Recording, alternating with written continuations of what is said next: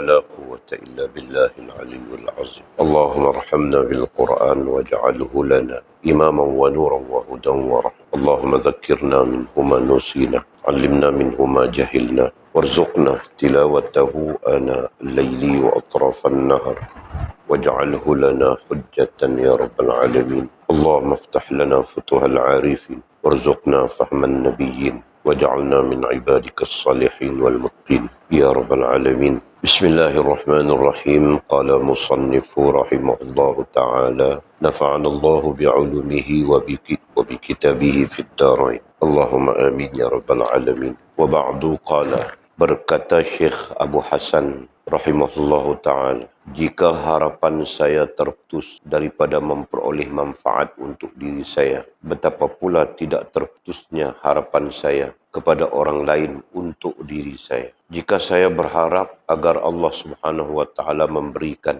manfaat kepada orang lain selain saya, betapa pula tiada harapnya saya kepada Tuhan yang memberi nafkah dan rezeki untuk diri saya. Berkata Syekh itu lagi, saya mendapati makhluk itu begitu bersungguh-sungguh dalam dua hal. Pertama, hal yang berkaitan dengan musuhnya. Kedua, hal yang berkaitan dengan sahabat saya. Lalu saya terfikir bahawa musuh itu tidak mampu berbuat jahat kepada saya dengan sesuatu apapun jika tidak bersama dengan kehendak Allah Subhanahu wa ta'ala. Demikian juga saya memikirkan bahawa kekasih saya tidak berupaya memberi manfaat kepada saya dengan sesuatu apapun jika tidak ada bersama dengan kehendak Allah Subhanahu wa ta'ala. Lantas saya berputus harap kepada mereka dan harapan saya hanya kepada Allah Subhanahu wa ta'ala dan kepercayaan saya hanya kepadanya sahaja. Tiba-tiba saya terdengar suatu suara berkata, sesungguhnya anda tidak boleh sampai kepada hakikat pekerjaan ini sehingga anda tidak ada keraguan dan syak anda kepada kami dan memutuskan harapanmu kepada selain kami yang memberi anda sesuatu rezeki yang belum kami beri kepada anda. Oleh itu, hendaklah anda cabut dan keluarkan penyakit tamak halabah itu daripada hatimu dan putuskan harapanmu untuk memperoleh sesuatu yang bukan bahagianmu. Seterusnya berkata Syekh itu lagi, bukanlah kerana banyaknya amal dan sentiasa membaca wirid itu menunjukkan kelebihan seseorang hamba Allah Subhanahu wa ta'ala, tetapi adalah kerana ia kaya dengan nur Tuhannya dan tidak sama sekali berhajat kepada makhluk. Malahan dia tidak berasa tamak kepada mereka dan cukuplah dengan janji Allah Subhanahu wa ta'ala ke atasnya sebagai pegangannya dan memohon hajat keperluan kepadanya, iaitu dengan sentiasa berbuat ibadat dan taat kepada Tuhannya. Sehinggalah Syekh itu berkata lagi, jika anda berusaha membasuh tamak itu 7 lautan sekalipun, nescaya tamak itu tidak akan bersih kecuali anda memutuskan pergantungan dan harapan anda pada makhluk, yakni manusia, dan anda tidak memerlukan mereka lagi. Diceritakan bahawa Sayyidina Ali bin Abi Talib radhiyallahu ta'ala anhu telah berkunjung ke negeri Basrah, yakni di Iraq. Kemudian beliau masuk ke dalam masjid yang penuh dengan orang yang sedang berhikayat. Lalu beliau mengarahkan mereka keluar sehinggalah beliau datang menemui Hasan al-Basri rahimahullahu ta'ala lalu berkata, wahai orang muda, sesungguhnya aku ingin bertanya kepadamu tentang sesuatu masalah. Jika anda dapat menjawabnya, aku tinggalkan, dan jika tidak, aku mintamu keluar dari masjid ini. Sebagaimana beberapa orang sahabatmu yang dahulu yang didapatinya ada beberapa petunjuk. Maka berkata Hasan al-Basri rahimahullahu ta'ala, apa yang kamu maksudkan? Lalu bertanya Sayyidina Ali radhiyallahu ta'ala anhu, apakah raja agama itu? Apakah raja agama itu? Jawab Hasan rahimahullah ta'ala, wara'. Beliau bertanya lagi kepada Hasan, apakah sesuatu yang membinasakan agama itu? Jawab Hasan, tamak. Lantas Sayyidina Ali berkata, duduklah di tempat itu dan sepatutnya orang-orangmu berbicara untuk mengajar manusia. Berkata Syekh Abdul Hasan rahimahullahu ta'ala lagi, orang yang tamak itu tidak pernah berasa cukup dan kenyang buat selama-lamanya. Jika anda memerhatikan dan mendapati kesemua hurufnya berlubang, ta, mim, ain. Ini semua kerana anda sudah lazim berjalan menuju ke akhirat. Anda masih menagih hajat keperluan kepada makhluk. Oleh itu, janganlah anda menghinakan dirimu kepada mereka dalam urusan mendapatkan rezeki. Ini kerana bahagian rezekimu sudah ada terlebih dahulu sebelum anda lahir ke dunia ini. Oleh sebab itu, janganlah anda berasa syak dan ragu tentang rezeki itu. Ketahuilah bahawa orang yang mengenal Allah Subhanahu wa taala amat mempercayai tanggungan dan jaminannya, dan fahamannya tidak akan sempurna sehinggalah sesuatu yang ada pada kudrat Allah Subhanahu wa taala dan gedungnya atau perbendaharaannya lebih dipercayainya daripada sesuatu yang berada di dalam tangannya. Sedangkan tanggungan dan jaminan Tuhan lebih kuat daripada tanggungan dan jaminan makhluk. Kemudian kata musannif diceritakan. Okey, kita sambung lagi pengajian kita. Kajian kitab kita sedang membincangkan tentang topik hal kepayahan dalam memperolehi rezeki. Hal kepayahan itu satu hal juga, ya kan? Kepayahankah, kesenangankah dalam memperolehi rezeki? Nah, itu merupakan hal lazim yang berlaku. Mudah-mudahan saja keterlibatan kita dalam hal mencari rezeki ini dimudahkan oleh Allah Subhanahu wa taala dan sekaligus menghubungkan kita dengannya, ya kan? Banyak orang yang terlibat dengan hal rezeki kemudian terputus hubungan dengan Allah ataupun rosak hubungan dengan Allah Subhanahu wa taala. Masya-Allah, tabarakallah. Musannif memberikan pengajaran kepada kita langsung tidak langsung adalah supaya kita berhati-hati, ya. Supaya kita berhati-hati dalam hal ini agar kita tidak terjerumus kepada kerosakan hubungan dengan Allah Subhanahu wa taala. Nah, kita sambung lagi perbincangan kita di mana yang kita sebutkan tadi. Kata musannif rahimahullah taala, berkata Syekh Abu Hasan rahimahullah taala. Abu Hasan Abu Hasan Syazali rahimahullah ta'ala. Ada yang menyebut Syazali, ada yang menyebut Syazali dan sebagainya. Mudah-mudahan Allah merahmatinya. Katanya, jika harapan saya terputus daripada memperoleh manfaat untuk diri saya. Jika harapan saya terputus, nah dalam arti kata lain, saya tidak mengharapkan saya mendapat manfaat. Saya diberi manfaat untuk diri saya. Betapa pula tidak terputusnya harapan saya kepada orang lain untuk diri saya. Nah, kalau saya sendiri tidak boleh memberi manfaat kepada diri saya, macam mana saya mengharapkan orang lain boleh memberi manfaat kepada saya? Nah, itu bahasanya. Kan? Nah, ini tentang apa? Ini tentang bergantung dengan Allah Subhanahu wa taala. Ya. Isunya di sini adalah tentang tawakal. Isunya di sini adalah tentang bergantung ataupun kebergantungan dengan Allah Subhanahu wa taala yang kemudian kita perkuatkan, kita pertakikkan dengan istilah mutlak, ya kan? Pergantungan dengan Allah Subhanahu wa taala secara mutlak. Ini makamnya orang-orang khawasul khawasin. Ya, mereka bergantung dengan Allah SWT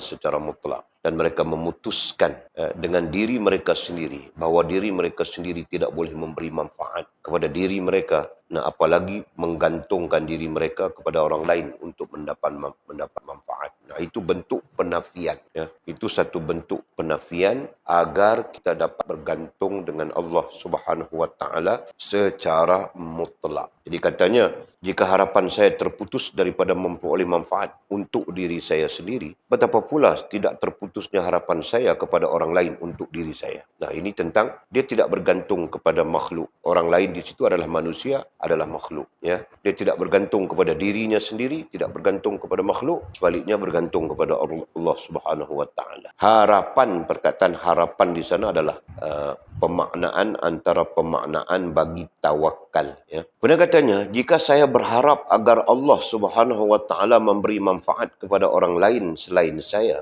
betapa pula tiada harapnya saya kepada Tuhan agar memberi nafkah dan rezeki untuk diri saya. Demikian juga kalau saya berharap Allah memberikan manfaat kepada orang lain, nah betapa pula tiada harapnya saya. Ya. Jadi bagaimana untuk saya tidak mengharapkan agar Tuhan memberikan saya nafkah dan rezeki untuk diri saya. Nah, sama saja. Kalimat ini, teks yang kita baca ini lebih menjurus kepada tawakal. Ya. Tawakal mutlak kepada Allah Subhanahu wa taala. Nah, adapun tawakal itu kerjanya rohaniah, kerjanya akal, kerjanya hati. Ya. Gambaran kepada betapa rohaniah kita perlu terikat teguh dengan Allah Subhanahu wa taala. Rohaniah kita perlu tertambat teguh dengan Allah Subhanahu wa taala sehingga tercetusnya pengharapan kepada Allah Subhanahu wa taala. Bukan diri kita sendiri, bukan makhluk, benda, hal dan perkara. Mutlak Allah Subhanahu wa taala. Nah, itulah perkataan Abu Hasan Shazali rahimahullah taala. Moga-moga kita boleh mengambil pengajaran. Kemudian berkata Syekh itu lagi, lanjutan daripada perkataan Syekh Abu Hasan Shazali rahimahullah taala, katanya, saya mendapati makhluk itu begitu bersungguh-sungguh dalam dua hal. Makhluk, khususnya manusia, begitu bersungguh-sungguh dalam dua hal. Perkataan bersungguh-sungguh merujuk kepada makna yang terbuka. Kalau orang Kedah bilang pulun, kan? Sungguh-sungguh dalam dua hal. Pertama, hal berkaitan dengan musuh. Manusia selalu bersungguh-sungguh berkaitan hal yang berkaitan dengan musuh. Orang yang dia tidak suka, orang yang dia benci. Musuh itu gambaran kepada orang yang bercanggah dengannya, kan? Nah, disitulah wujudnya mengumpat, disitulah wujudnya zalim, menzalimi dan sebagainya. Yang kedua, hal yang berkaitan dengan sahabat. Hal yang berkaitan dengan sahabat. Perkataan asalnya bukan sahabat. Perkataan asalnya adalah orang yang dekat. Idhabit sahabat orang yang dekat. Nah, orang yang dekat itu boleh jadi isteri, orang yang dekat itu boleh jadi anak-anak, orang yang dekat itu boleh jadi suami, boleh jadi macam-macam, kan? Nah, jadi katanya makhluk khususnya manusia begitu bersungguh-sungguh dalam dua hal ini. Lalu saya terfikir, katanya. Nah, terkait dengan dua hal ini, beliau terfikir bahawa musuh itu tidak mampu berbuat jahat kepada saya dengan sesuatu apapun jika tidak bersama dengan kehendak Allah SWT. Nah, jadi dia terfikir, untuk apa kita bersungguh-sungguh dalam dua hal ini, kan? Untuk apa kita bersungguh-sungguh berfikir ataupun bertindak terhadap dua hal ini. Padahal kalau dia musuh, dia tidak mampu berbuat jahat kepada saya dengan suatu apapun jika tidak bersama dengan kehendak Allah Subhanahu wa taala. Masya-Allah. Kita kambing hilang saja kita macam-macam, betul kan? Padahal tidak berlaku itu melainkan dengan kehendak Allah, betul kan? Apakah kita tidak mengambil langkah langkah ikhtiar yang sewajarnya? Kita pun ikhtiar sewajarnya juga, kan? Dengan pagar kita, dengan apa semuanya. Bukan pagar itu saja, pagar ghaib lagi. Pernah ada orang yang tidak boleh tembus pagar kita. Tapi ada orang yang boleh tembus pagar kita. Boleh fikir, tidak jumpa jawapan. Jawapannya ialah Allah menghendak. Itu saja, kan? Masya Allah. Okey, jadi saya boleh ulang ya.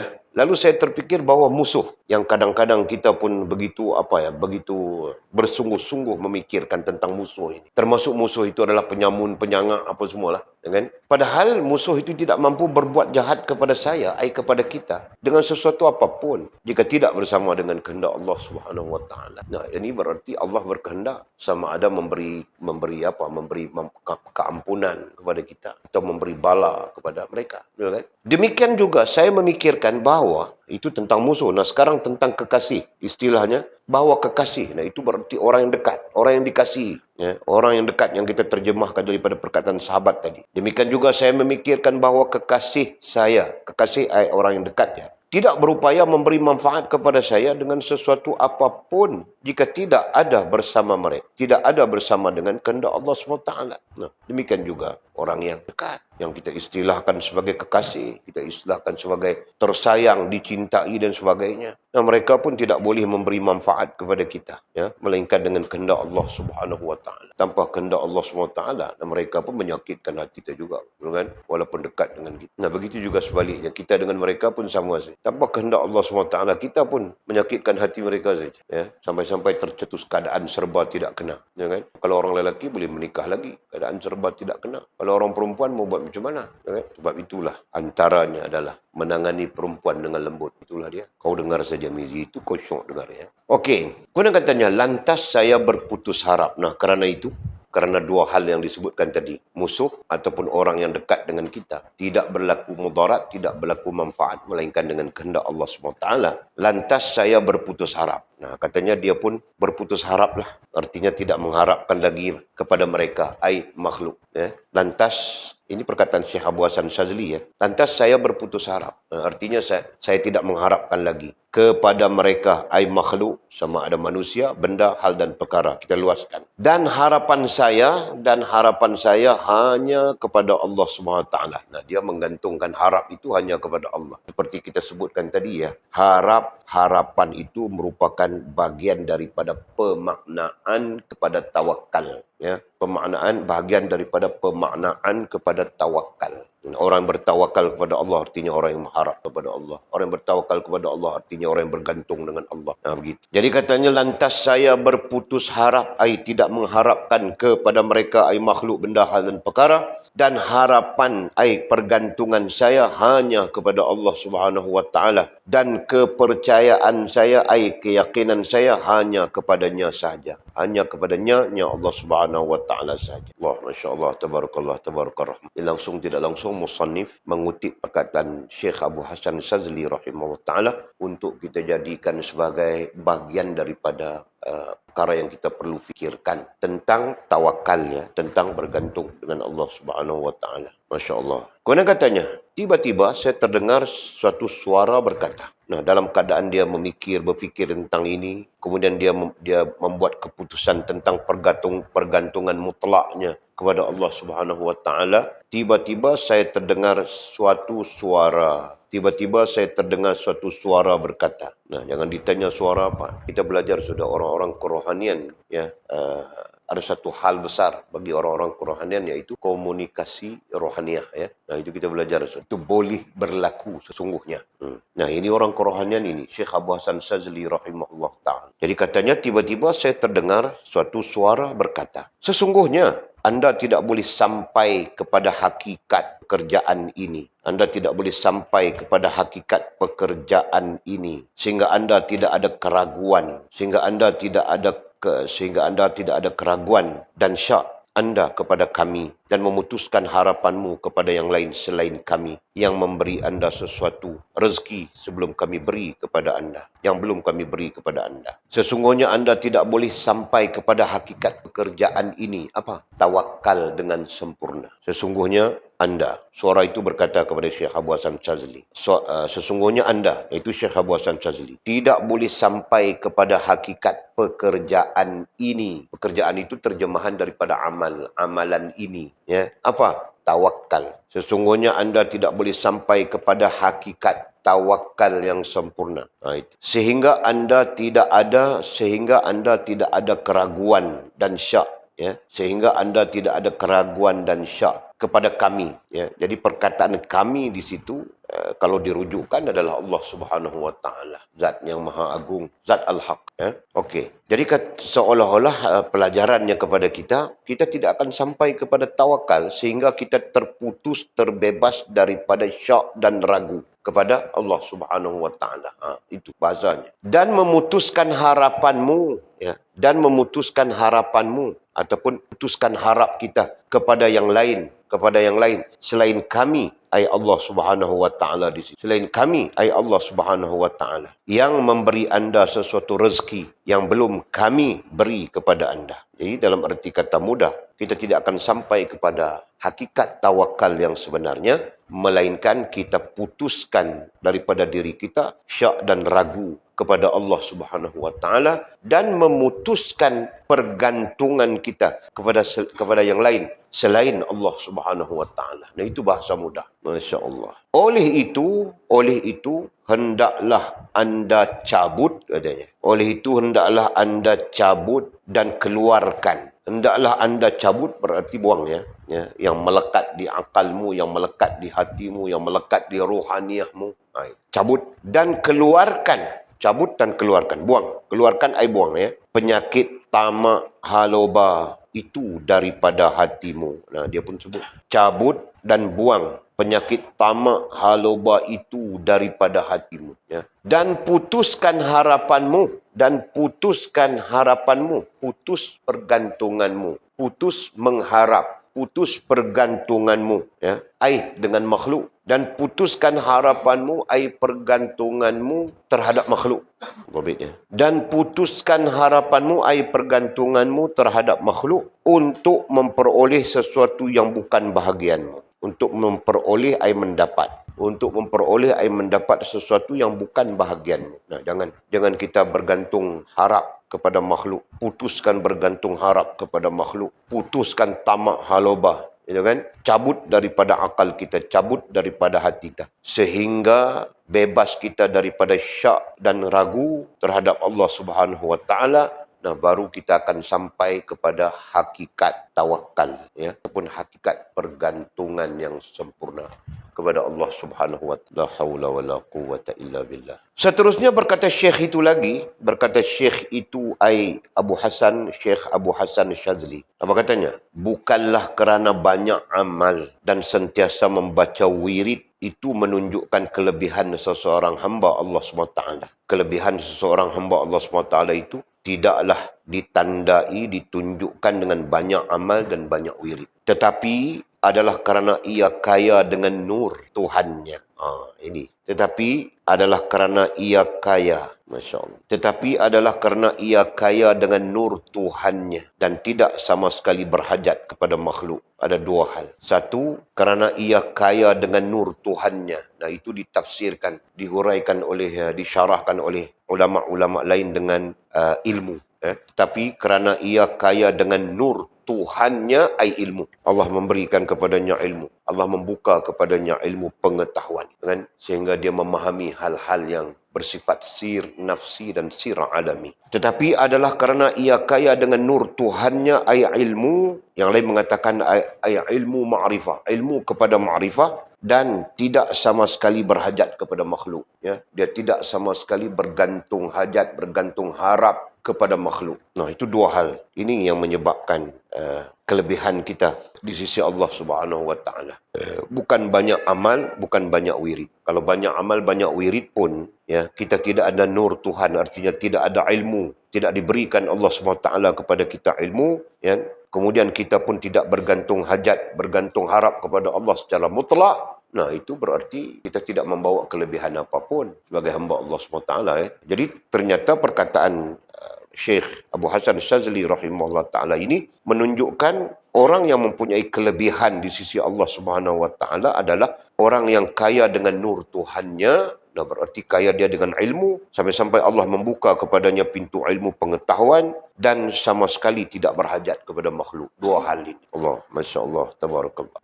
Malahan katanya, malahan dia tidak berasa tamak kepada mereka. Malahan dia, ya, dia artinya siapapun yang terlibat itu tadi, ya, tidak berasa tamak kepada mereka, tidak berasa tamak kepada mereka, makhluk di situ. Makhluk, benda, hal dan perkara, kita luaskan. Tidak tamak kepada makhluk, benda, hal dan perkara. Dan cukuplah dengan janji Allah Subhanahu wa taala, dan cukuplah memadai ia dengan janji Allah Subhanahu wa taala. Masya-Allah. Nah, artinya apa? Artinya kita perlu mengajar diri kita begini, ya. Perlu mengajar diri kita jadi begini. Ini adalah bahagian daripada gambaran-gambaran orang-orang kerohanian ahlillah. Malahan dia tidak berasa tamak kepada mereka dan cukuplah dengan janji Allah, ya. Dia memadai, cukuplah memadai ia dengan janji Allah Subhanahu wa taala ke atasnya sebagai pegangannya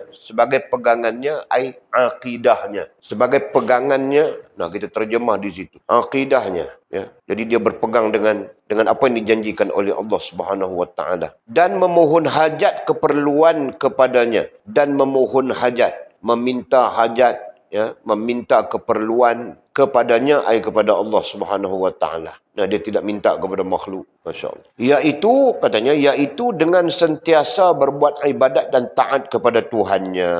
Ya, ini penjelasan akhir. Yaitu dengan sentiasa berbuat ibadat dan taat kepada Tuhannya, Allah Subhanahu wa taala. Jadi tidak memberi makna apa juga kalau dia kononnya tawakal kepada Allah begitu begini, berpegang dengan Allah begitu begini, ya, tapi dia tidak taat dan patuh kepada Allah SWT, tidak ada makna juga, kan?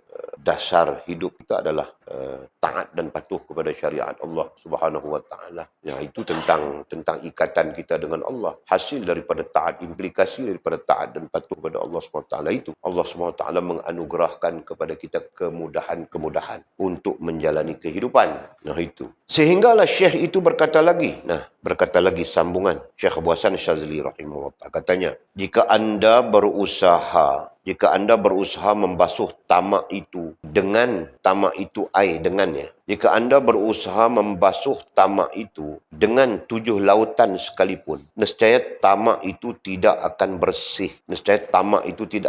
Ini penyakit rohaniah, ya. Ini bahagian daripada penyakit rohaniah. Tamak itu bahagian daripada penyakit rohaniah. Nah, jika anda berusaha membasuh tamak itu dengan 7 lautan sekalipun, nescaya tamak itu tidak akan bersih daripada rohaniahmu, daripada akal dan hatimu, ya.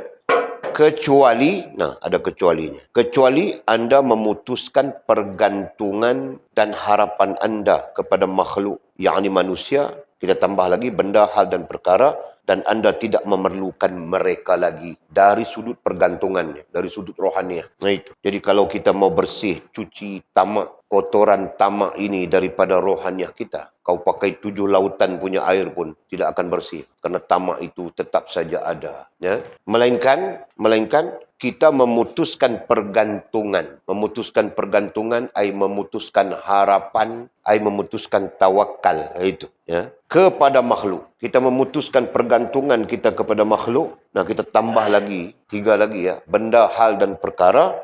Ya. Dan kita bebas daripada rasa perlunya mereka kepada rohaniah kita. Nah, ketika itu baru kita boleh kembali tawakal kepada Allah Subhanahu wa taala. Dalam arti yang lain, tawakal itu tidak akan berlaku selama mana makhluk benda, hal dan perkara menguasai rohaniah kita. Nah, itu kita sebut istilah itu di teks lain. Ya kan? Kita gabungkan saja. Masya-Allah. Betul. Tadi tentang ilmu disebutkan ilmu. Ada 2 hal disebut ilmu. Salah satunya adalah ilmu, ya kan? Yang keduanya adalah tidak berhajat kepada makhluk. 2 hal yang menyampaikan kita kepada sempurna tawakal.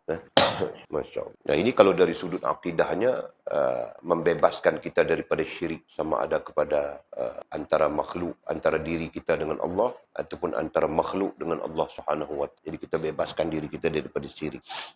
Jadi katanya, dan anda tidak memerlukan mereka lagi. Dari sudut rohani, dari sudut kebergantungan, seolah-olah kita tidak memerlukan mereka. Tidak memerlukan manusia, tidak memerlukan jin, tidak memerlukan apapun bangsa makhluk. Nah, seolah begitu. Mutlak kita bergantung dengan Allah. Itu perkataan kita awal tadi. Kita bercakap tentang bagaimana berlaku tawakal, sempurna tawakal dengan Allah SWT. Tawakal itu apa? Tawakal itu adalah harapan. Tawakal itu adalah bergantung harap. Ya. Adapun tempat untuk kita bertawakal atau bergantung harap adalah mutlak Allah Subhanahu wa taala. Itu kita sebut. Kenapa?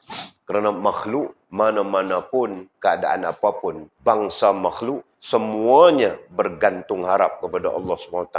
Justru kenapa kita bergantung harap kepada makhluk yang juga perlu bergantung harap kepada Allah Subhanahu wa taala. Faham kan? Nah, kita bergantung harap kepada Allah SWT terus kan? Nah, ini tidak menyalahi tabi'i. Adapun hal-hal jasmaniah itu sama saja, ya. Kalau kau mau tanam, kau perlu cangkul, kau perlu apa semua begitu kan? Sama saja. Hal jasmaniah berlaku di mana biasa. Yang kita pertuturkan sekarang adalah tentang rohaniah kita, ya. Tentang bagaimana rohaniah kita sepatutnya. Kita bertutur tentang itu. Jelas ya?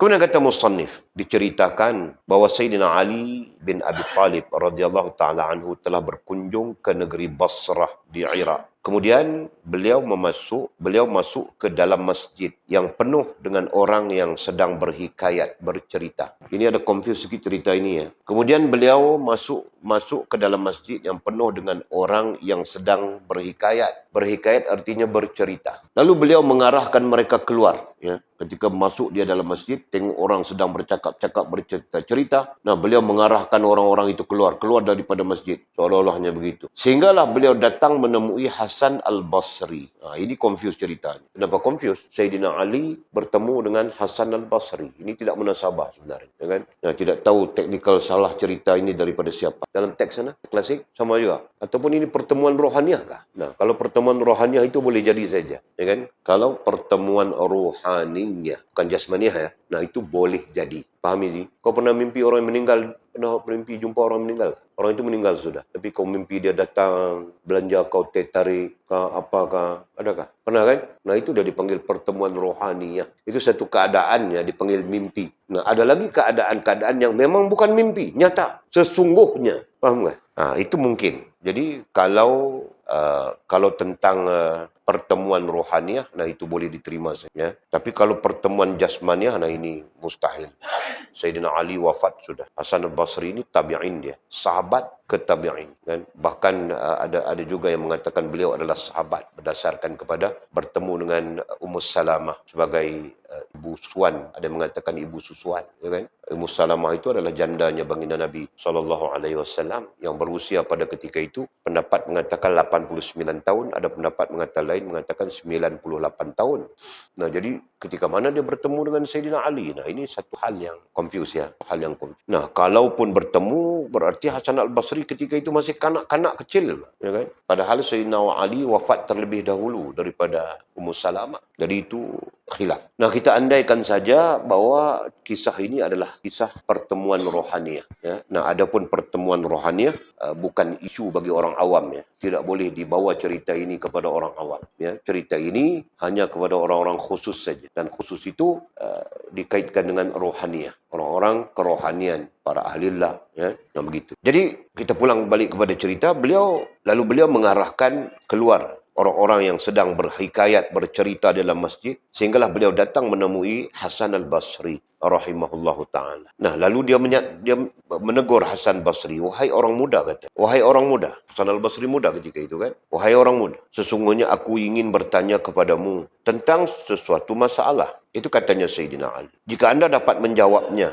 aku tinggalkanmu. Jika anda dapat menjawabnya, aku tinggalkanmu. Berarti tanpa menghalaumu keluar. Dan jika tidak, aku mintamu keluar dari masjid ini. Sebagaimana beberapa orang sahabatmu yang dahulu. Yang dihalau keluar itu. Yang didapatinya ada beberapa petunjuk. Maka berkata Hasan Al-Basri rahimahullah ta'ala, apa yang kamu maksudkan? Lalu bertanya Sayyidina Ali radhiyallahu ta'ala anhu, apakah raja agama itu? Nah, itu pertanyaan. Apakah raja agama itu?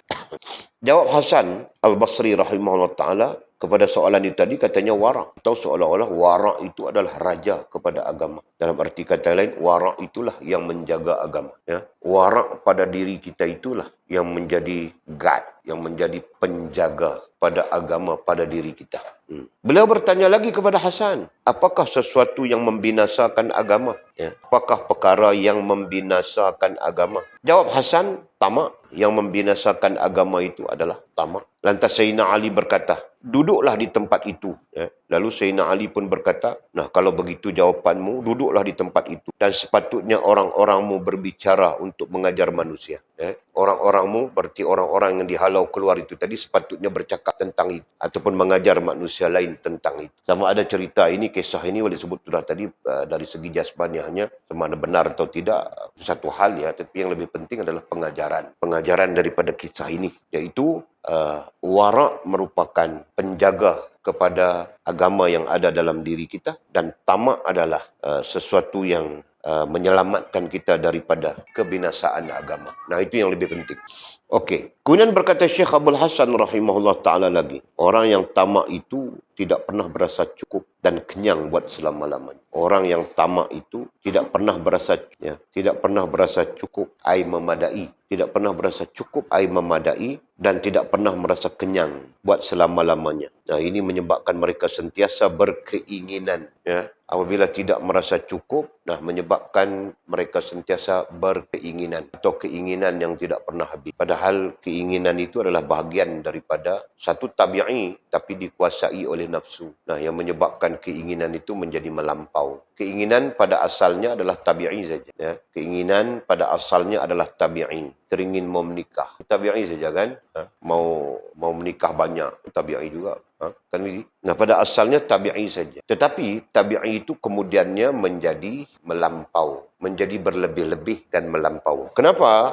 Kerana tamak. Jawab. Tamak itulah yang menyebabkan dia berlebih-lebih, melampau dan sebagainya. Dan sendiri, ada sudah handphone Vivo, dia mau iPhone 15. Ada sudah iPhone 15, dia mau S Ultra 23. Nah, dia tidak pernah habis. Ada sudah awet namanya Yani, dia mau pula Yana. Nanti ada Yana, dia mau pula Yanu. Ada Yanu, dia mau pula Yangkun. Semua dia mau. Kalau dalam kampung itu ada 10 orang awet, 10 orang dia mau semua. Itu contoh. Contoh saja. Tidak ada kena-mengena yang hidup maupun selamat. Nah, itulah tamak. Jadi tamak ini merupakan punca kepada kebinasaan agama. Nah, jadi kita relate saja. Kalau binasa agama, berarti binasa iman, binasa Islam, binasa ihsan. Itu saja. Ya kan? Rosak jambatan yang menghubungkan kita dengan Allah Subhanahu Wa Taala. Betul? Itulah fahaman. Nah, kalau sudah begitu, akhirat nanti menyesal kita. Sengsara kita.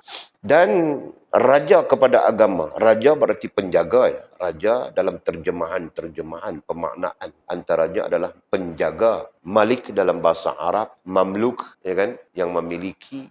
Jadi malik diterjemahkan dengan raja. Hakikatnya malik itu adalah pemilik, penjaga dan sebagainya. Jadi perkataan raja di sini adalah penjaga agama. Penjaga agama itu adalah wara. Selama kita bersifat wara, nah agama kita terpelihara, terjaga. Apabila kita bersifat melepaskan wara, ya kan? Nah, agama tidak terjaga. Kita mungkin saja terlibat dengan hal-hal yang dilarang oleh Allah Subhanahu wa taala sewenang-wenangnya, ya, tanpa merasa salah dan sebagainya. Kenapa? Karena agama sudah tidak terjaga pada diri kita. Masya-Allah, tabarakallah. Jadi kita harap Mizi pun pulang nanti wara ya. Pulang membawa wara. Selain daripada ilmu, yang menjaga ilmu itu adalah wara juga, ya kan? Kewarakan itulah yang menjaga ilmumu, Mizi. Nah, jika tidak ada kewarakan itu, nah ilmumu nanti tergadai macam air saja. Hanyut sungai apa, aku tidak tahu. Masuk ke dalam laut Cina Selatan. Laut Sulu kah? Laut apa kah? Allah, Masya Allah. Nah, dua hal di situ. Ambil pelajarannya dua hal di situ. Semua paragraf dua hal. Kalau tadi pun kita dua hal juga. Yang menjadikan kita lebih di sisi Allah SWT adalah kaya dengan nur Tuhannya, ai ilmu, dan tidak sama sekali berhajat kepada makhluk. Nah, itu satu. Dua hal juga. Nah, sampai di sini pun dua hal juga. Yang menyebabkan terpelihara agama pada diri kita adalah wara, dan yang menyebabkan terpelihara daripada binasa agama pada diri kita, yang menyebabkan binasa agama daripada diri kita adalah tamak. Dua hal juga. Maka berhati-hati. Kan? Kemudian berkata lagi Syekh Abdul Hasan rahimahullah ta'ala, Abu Hasan Syazli rahimahullah ta'ala, orang yang tamak itu tidak pernah berasa dan kenyang buat selama-lamanya. Itu sudah tadi. Sudah selesai tadi. Nah, jika anda memerhatikan, katanya jika anda memerhatikan dan mendapati kesemua hurufnya, huruf apa? Huruf bagi perkataan tamak dalam bahasa Arab ataupun Jawinya, ta, min, mim, ain. Ya, ta, mim, ain. Jadi kalau ditulis dalam perkataan, nah menjadikan semuanya apa disebut? Semua hurufnya berlubang. Semua hurufnya berlubang. Ini dipanggil apa? Kainsinologi. Ta, min, ain. Gitu kan? Ini berlubang, ini pun berlubang, gitu kan? Ini pun berlubang. Ini dipanggil kainsinologi. Walaupun tidak tahu apa itu kainsinologi. Dibentangkan, diterjemahkan. Kainsinologi itu adalah ilmu yang berasaskan kepada sesuatu objek. Contohnya pen. Ini objek kan? Nah, daripada pen ini mencetuskan berbagai-bagai ilmu, berbagai-bagai pengetahuan lain. Betul? Ya kan? Itulah dipanggil kainsinologi. Okey, jadi katanya jika anda memerhatikan dan mendapati kesemua huruf pada perkataan tamak itu berlubang. Nah, kita tulis sudah di sana. Ta pun ada lubangnya, mim pada lubangnya, ain pada lubang. Dikaitkan dengan apa ini? Ini semua kerana anda sudah lazim berjalan menuju ke akhirat. Ya, ini semua kerana anda sudah lazim biasa ya berjalan menuju ke akhirat. Nah, berarti lazim tahu kita. Lazim di situ dengan makna tahu. Ya, kita tahu kita sedang berjalan ke akhirat, sedang kembali kepada akhirat, sedang menuju kepada akhirat. Tahu kita itu. Ya. Anda masih menagih hajat keperluan kepada makhluk, tapi tetap saja kita menagih bergantung hajat. Ya, menagih di sini dengan makna meminta dan mengharapkan simpati. Itu makna menagih. Ya. Masih menagih hajat keperluan kepada makhluk. Nah, tahu kita mau kembali ke akhirat, tahu kita sedang berjalan ke akhirat, tahu kita akan berhadapan dengan Allah Subhanahu wa taala di hari akhirat, bukan kita tidak tahu ya, tapi tetap saja kita menagih hajat keperluan kepada makhluk. Nah, itu gambaran kepada perkataan ta, min, ain yang menggambarkan tidak pernah habis tamak itu. Jadi mau mengimbanginya macam mana ya? Mau mengimbangi tamak itu macam mana? Jadi kalau terkait dengan teks yang kita baca di atas itu wara' sebagai pengimbangnya. Ya kan? Kalau dengan teks sebelumnya, kaya dengan nur Tuhannya berarti ilmu dan tidak berhajat kepada makhluk itu sebagai pengimbang. Tidak, rosak kita, binasa kita. Ya Allah, Masya Allah, Tabarakallah. Oleh itu katanya, oleh itu janganlah anda menghinakan dirimu kepada mereka. Nah, oleh itu jangan kita hina diri kita kepada mereka, ai makhluk. Apa bentuk hinanya diri kita kepada mereka? Mengharap atau berhajat kepada mereka. Nah, itu kita menghina diri kita. Jadi katanya menghinakan dirimu kepada mereka, ai makhluk, dalam urusan mendapatkan rezeki, khususnya urusan mendapatkan rezeki. Itu. Ini kerana kenapa tidak boleh begitu? Kerana bahagian rezekimu sudah ada terlebih dahulu sebelum anda lahir ke dunia ini. Kerana bahagian daripada rezeki kita, ya, bahagian daripada rezeki kita sudah ada terlebih dahulu, sudah ada, sudah ditetapkan, sudah dicatatkan, itu kan? Terlebih dahulu sebelum anda lahir ke dunia ini. Nah, sudah ada suluhil qadim, kan? Sudah ada suluhil qadim, kan? Nah, sekarang berlaku kepada kita tanjizil hadis. Nah, kamu orang suluhil qadimnya sudah ada dicatat oleh Allah Subhanahu wa taala, ya. Nah, itu kita tidak tahu kan suluhil qadim itu sama dengan qada. Tanjizil hadis itu sama dengan qadar, gitu kan? Nah, yang nanti kamu orang terlibat baru kamu orang tahu. Gitu kan? Faham kan Mizi? Nah, Mizi pulang-pulang dia beli kapal, jual minyak senyonyong, minyak unta, minyak dop, minyak apa semua dia jual. Nah, ketika itu dia tahu dia mau buat macam mana mau kasih dapat duit. Kasih untung, kasih itu, kasih ini. Gitu kan? Nah, itu terkait dengan qadar. Padahal tercatat sudah dalam ilmu Allah Subhanahu wa taala. Kambing kita kena curi 2 ekor. Tercatat sudah di dalam ilmu Allah Subhanahu wa taala. Nah, tanjizil hadisnya berlaku kemarin dulu. Betul kan? Jadi kalau dapat pencurinya kita boleh potong tangan juga kan Mizi? Nah, kasih kau lah yang buat Mizi. Kemudian kata musannif, ketahuilah, hendaklah engkau mengambil tahu. Hendaklah kita mengambil tahu bahawa orang yang mengenal Allah Subhanahu wa taala. Nah, musannif pusing tetap saja dia terkaitkan dengan mengenal Allah. Nah, itu terkait ilmu langsung ya. Seperti mana kita baca dalam teks-teks lain pun sama saja. Pusing tetap balik kepada ilmu. Jelas. Maka kita sudah dasarkan ilmu itu sebagai proses pertama. Kedua, sedar diri. Ketiga, Allah terima diri dan pernah hubungan dengan Allah. Jadi ketahuilah, hendaklah engkau mengambil tahu. Mengambil tahu apa? Bahawa orang yang mengenal Allah Subhanahu wa taala, orang yang kenal Allah, amat mempercayai tanggungan, amat mempercayai. Nah, kita tidak pakai perkataan percaya, kita pakai perkataan yakin. Betul? Nah, jadi amat meyakini. Nah, kita pakai perkataan itu. Orang yang mengenal Allah SWT amat meyakini tanggungan dan jaminannya. Tanggungan dan jaminannya Allah Subhanahu wa taala. Jadi orang yang kenal Allah sangat meyakini tanggungan dan jaminan Allah Taala. Kita belajar sudah ya dalil tentang tanggungan dan jaminan. Betul? Muka surat berapa? Tanggungan dan jaminan. Dibaca sudah. Syarah sebelumnya. Muka surat 70 itu. Bukan. Inilah. Syarah inilah. Wa may bermula daripada surah Talaq ayat 3. Itu. Kemudian surah Munafiqun ayat 8. Kemudian surah Ali Imran ayat 139. Nah, itu semua berkaitan dengan tanggungan dan jaminan Allah Subhanahu wa taala. Berarti Allah menanggung dan Allah menjaminnya. Tinggal kita saja tidak yakin dengan Allah Subhanahu wa taala. Ya. Nah, isu yakin ini sebenarnya mustahak. Kerana keyakinan sebagai kunci kepada rahmat itu disebut. Sedang rahmat itu sebagai punca kepada Allah memberikan. Ya. Jadi keyakinan itu kunci kepada rahmat. Rahmat itu sebagai punca kepada Allah memberikan. Jadi betapa pentingnya yakin. Nah, dengan demikian kata musannif, orang yang mengenal Allah Subhanahu wa taala amat meyakini tanggungan dan jaminannya, jaminan Allah SWT, dan fahamannya atas mengenal Allah SWT itu tadi tidak akan sempurna sehinggalah sesuatu yang ada pada kudrat Allah Subhanahu wa taala, ya, sesuatu yang ada pada kudrat kuasa mutlak Allah SWT dan gedungnya dan pembendaharaannya. Gedungnya pembendaharaan. Nah, itu berarti gudang, ya. Lebih dipercayai diyakini daripada sesuatu yang berada di tangannya. Daripada sesuatu yang berada di tangannya, dalam simpanannya, dalam jagaannya. Dia lebih meyakini Allah Subhanahu wa taala. Boleh faham tak?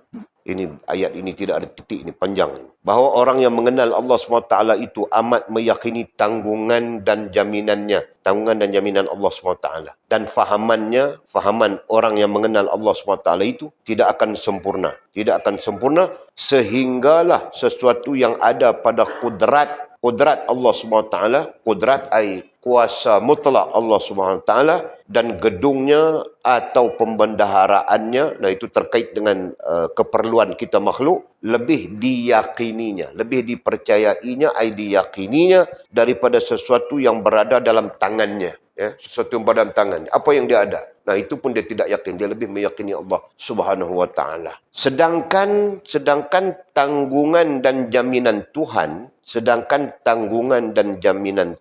kita baca sudah tadi dan kita tunjuk sudah ayat-ayat jaminan dan tanggungan itu lebih kuat daripada tanggungan dan jaminan makhluk. bukan lebih kuat lagi. Tidak ada bandingan, ya kan?